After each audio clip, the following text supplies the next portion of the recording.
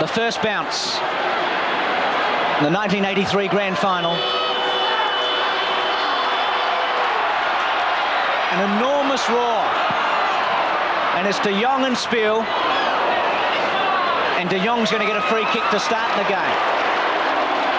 Running opposed to one another. Punches it into the breeze. Pake with a finger tipper.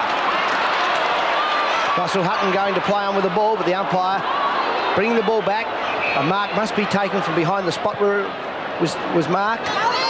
Greg Whittlesey, the Sturt centreman, between half forward and centre wing. Played very, very well. Only a young man, 20 years of age. He kicks to centre half forward. Dreer's underneath the ball with Motley. It comes off hands. Winter knocking it forward. Bennett picks up the ball, the centre wingman for West Adelaide, and kicks it to McKinnon. Round his body, Borchardt underneath it. The skipper. He's got Conlon wide. That's where he's going. Tried to take it with one hand with Heinrich bearing down on him. Reed over the top of it, and it's going to be a ball up at centre half forward. So Sims is at fullback on Williams. Burgess is at fullback on Davies. And it'll be De Jong and Spiel, Smith, Wilson, Derrington and Borchardt. Heinrich missed it. Gross is caught, and he's holding the ball. And Sturt allowed to play on, and Painter is about to attack. He goes over half forward looking for Motley. He's wide, and he'll get a free kick for an interference. Mark Dreer interfering with Peter Motley, hitting him too high around the head. And he's got a kick in the forward pocket. He's got a wind blowing across him from his right to his left. Will require a very good kick. But Sturt with an opportunity to put the first score on the board. Very deliberate. It's high. It's strong. Davies is under it. He can't complete the mark. He's still juggling, but the West Adelaide players get it away. It's a stalemate in the goal square. Rick Davies almost juggling it. At the end, he hurled, it was fisted out. That would have been his 150th goal. De Jong and Davies. De Jong, strong body. Borchardt. High kick. Bennett's underneath it, but a lot of Sturt players. Bennett interferes with Spiel. So Big Frank can put it right back into the goal square, or maybe over Davies' head. Dirk de Jong is playing back in the goal square on his own. That's the ruckman who is opposing Frank Spiel. Spiel at half forward on his own back there was too tall for the West Adelaide opponents. Missed kick. Davies in the front spot. Brown. De Jong. Well done, De Jong. Controlled it to Somerton. Watson. McKinnon. One bounce. Punches the ball to Williams. Sims gets rid of him, and Fry takes the mark.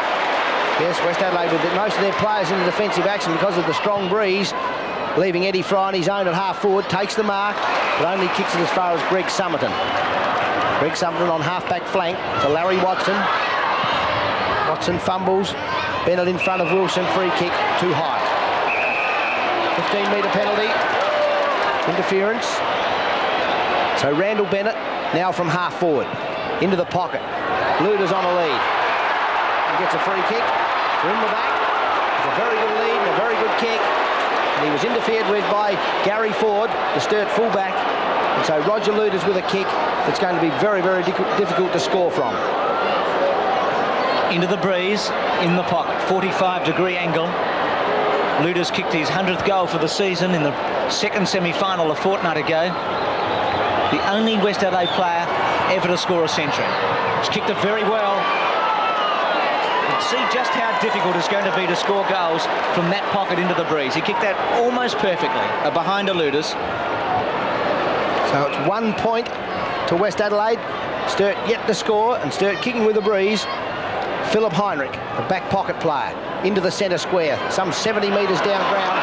Randall Bennett, who's been a fantastic player for West Adelaide this year. Not tall, but his ball skills and judgment are exceptional. It's a wobbly kick to half forward. Mike Smith in front. West Adelaide playing very confidently at the moment. And well they might. They've had a wonderful season.